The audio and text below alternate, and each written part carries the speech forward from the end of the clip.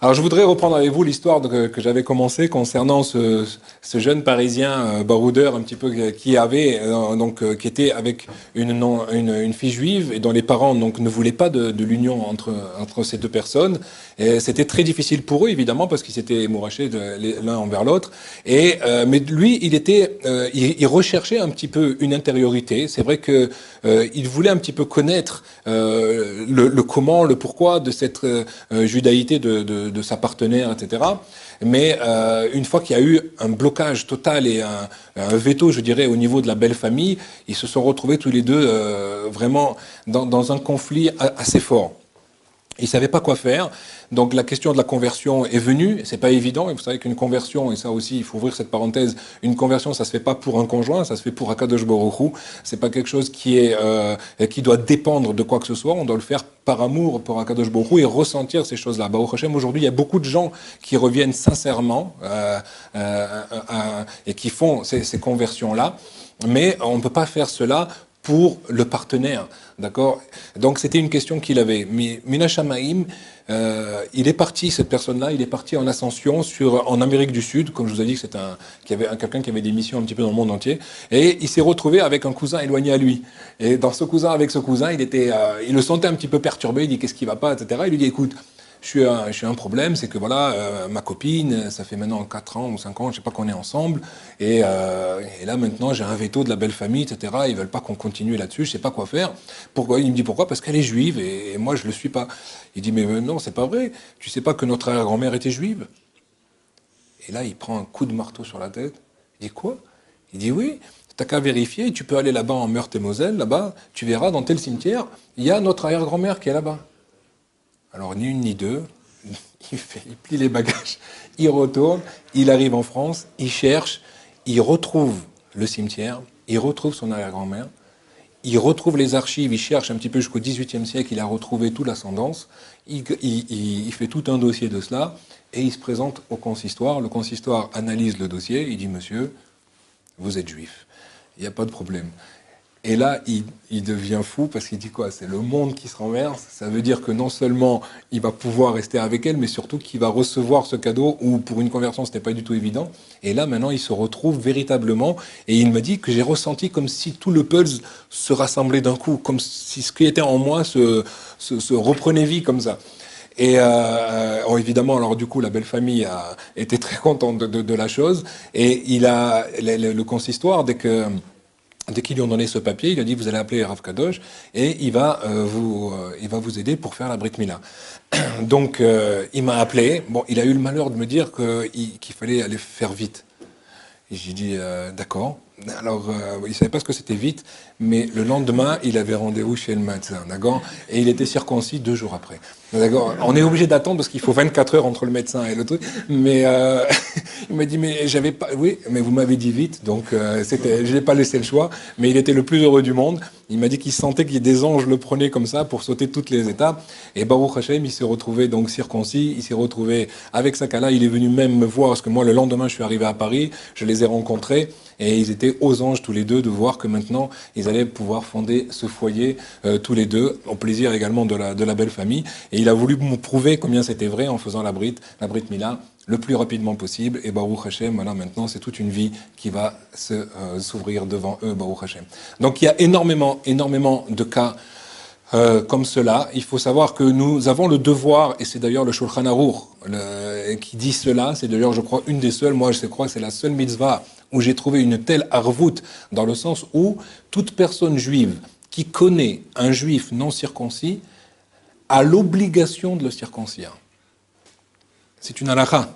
C'est-à-dire qu'on n'a pas le droit de le laisser non circoncis. Alors évidemment, si on ne sait pas le faire, il faut faire appel à des institutions qui vont pouvoir s'occuper de cela. Ne commencez pas à jouer avec cela, d'accord?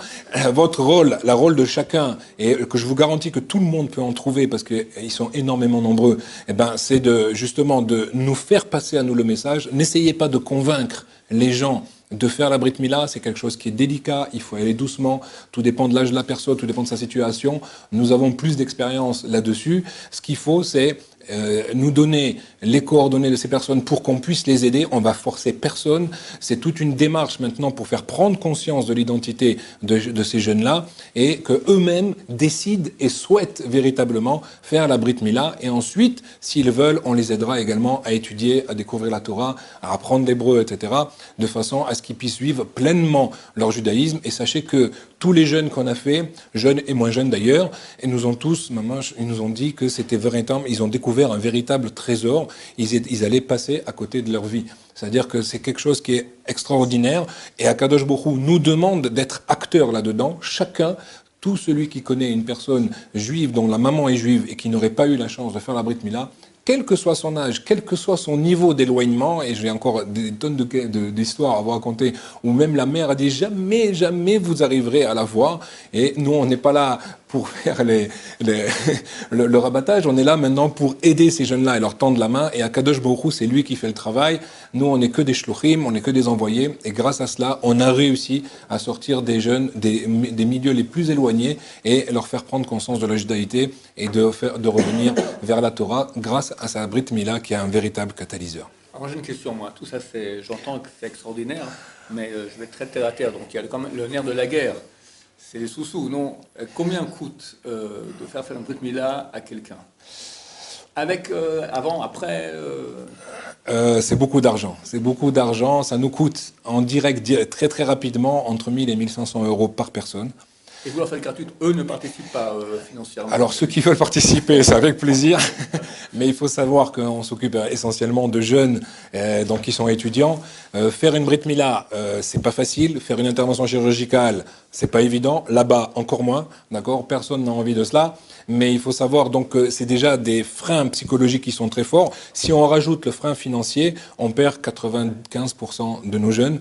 Et donc c'est pour ça qu'on dit que tout celui qui n'a pas les moyens, on va financer cela. D'ailleurs, les personnes, les histoires que j'ai racontées ici, la plupart d'entre eux nous ont dit que c'est parce qu'ils ont vu justement que l'association prenait en charge les choses, qu'ils ont fait le pas et qu'ils se sont décidés. Et des gens hésitent pendant des années et des années à venir, c'est très difficile. Et quand il y a ce frein financier, c'est pour eux très, ça les rebute et ça les freine énormément.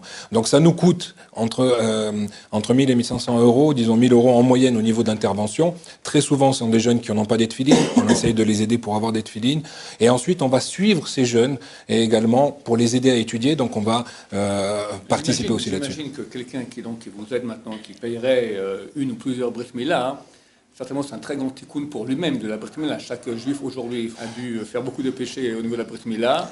Donc c'est une très grande réparation de favoriser et d'aider ces personnes à faire le tikkun de leur Brit Mila. Ouais, c'est ce que les Chazal nous disent. Les rabbinim également nous ont confirmé ces choses-là, que c'est un grand tikkun à Brit, parce que de faire rentrer quelqu'un dans l'alliance et donc de lui permettre de ensuite vivre d'une façon cachère par l'alliance de la Brit, eh ben ça répare tout celui qui a aidé à favoriser cela. C'est quelque chose qui répare énormément.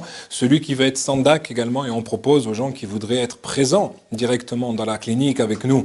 Alors je vous rassure, ils vont pas prendre sur leurs genoux le gars de 25 ans, mais en tout cas, il va tenir la tête, être par derrière, prier pour lui, lui faire la bracha. Il faut savoir que ces jeunes-là, comme ils sont tous, la plupart en tout cas, ils sont plus que bar mitzvah, donc c'est eux-mêmes qui font la bénédiction. Ils sont conscients pendant l'intervention, puisqu'il n'y a pas besoin, c'est une intervention assez bénigne, il n'y a pas besoin d'anesthésie générale, ils sont anesthésiés localement, ils ne ressentent rien du tout, aucune douleur. D'ailleurs, la plupart sont extrêmement étonnés. Ils nous disent tous, maintenant, mais si on avait su que c'était si peu douloureux, on l'aurait fait bien avant. Ça fait beaucoup moins mal que chez le dentiste, comme ça ils nous disent. Mais en tout cas, ils vont faire donc la bracha. Et c'est surtout pourquoi je ne veux pas qu'ils soient anesthésiés, parce qu'ils ressentent véritablement que la neshama, elle rentre. Ils ont un ressenti qu'ils ne savent pas déterminer, mais je l'ai vu maintes fois. On voit qu'ils nous disent, maintenant, il y a comme un flux, quelque chose, je ressens quelque chose en moi qui n'existait pas. Et c'est vrai que le Zohar nous explique qu'un juif qui n'a pas fait la Brit Mila, il y a toute une partie de sa neshama qui ne peut pas rentrer en lui. Et donc, une fois que la Brit est faite, donc il y a tout ça qui se libère. Il faut savoir aussi qu'un juif qui n'a pas fait la Brit Mila, il est hermétique à toute spiritualité. Ils ressentent beaucoup de choses. Ce sont des gens qui sont très très sensibles, mais qui n'arrivent pas à mettre en exergue ce qu'ils ressentent ou à pratiquer ce qu'ils ressentent. Alors que c'est normal. Pourquoi? Parce que tant qu'il y a la orla, le prépuce, ça bouche complètement toute notion avec le spirituel. Et même quand un juif qui n'a pas la circoncision, n'a pas la Brit Mila, fait une mitzvah, la mitzvah ne peut pas le toucher. Pour vous dire à quel point ça peut aller. Et donc c'est une véritable libération pour ces gens-là. Il faut aider là-dessus, c'est important. Ce n'est pas l'apanage de Wall Brit d'avoir ce mérite-là, c'est chaque juif. Et nous devons tous par cela, et on va aider par cela, à peut-être justement à accomplir ce midrash qu'on avait vu. Nous pouvons conseiller à tous les internautes si quelqu'un est intéressé à prendre sur lui de payer une Brit Mila ou plusieurs, alors comment il fait? Alors, et vous pouvez aller sur le site de World Brit, c'est worldbrit.com, world comme le monde, Brit comme Brit Mila. Worldbrit.com, c'est facile pour nous trouver. Les personnes peuvent financer une ou plusieurs Brit Mila. S'ils n'ont pas, ils ont les moyens, ils peuvent en partie ou faire cela, échelonner cela sur une année. Même quelqu'un qui donne 50 ou 100 euros par mois, et ben à la fin de l'année, il aura le mérite d'avoir fait rentrer un jeune dans la Brit Mila. Il pourrait peut-être mettre même Sandak pour le même prix. Sandak, tout celui qui veut. Une grande réparation aussi. Encore plus. Et il faut savoir que c'est une ségoula extraordinaire puisque pour un bébé, un sandak, vous savez que le sandak, c'est une ségoula pour la parnassa. On efface toutes les fautes de la personne. Donc c'est comme un véritable Yom Kippour pour lui. Donc pour un bébé, ça dure 30 secondes. Et il peut faire des tfilotes à ce moment-là très très fortes puisqu'il y a Eliyahu Hanavi qui est à côté de lui. Et pour un adulte, c'est 15-20 minutes de tfilotes qui vont directement jusqu'au trône céleste. Et on a vu des miracles aussi là-dessus, personnellement que j'ai vécu, des maladies incurables qui sont parties, des gens qui sont sortis de situations extraordinaires par le mérite de ces prières pendant la Brit Mila. Extraordinaire. Alors en fait, tu nous ouvres ici un très très grand canal pour amener beaucoup de bénédictions. Bezrat Hashem. Il faut aider là-dessus, c'est quelque chose d'extraordinaire. C'est clair, c'est énorme. C'est la première fois. Abraham Avinu, c'est comme ça qu'il est devenu juif. Et on revient en boucle à boucle. Et j'imagine que Bezrat Hashem, grâce à Abraham Kadosh et à vous, chers internautes, c'est un appel de venir en aide à cette organisation qui fait des choses extraordinaires. C'est une petite partie des belles histoires. Il a créé un livre entier. Il ne faut pas le lire parce qu'il faut des mouchoirs. Hein. Chaque histoire, on pleure. Moi-même, j'avais des larmes, je ne suis pas un grand sensible, et néanmoins, j'étais extrêmement touché. Alors, on vous remercie beaucoup. Merci. Hachem, que Dieu vous aide à faire encore le Brit Mila jusqu'à Bial, Tzedek. Amen, Amen, Kani Ratson.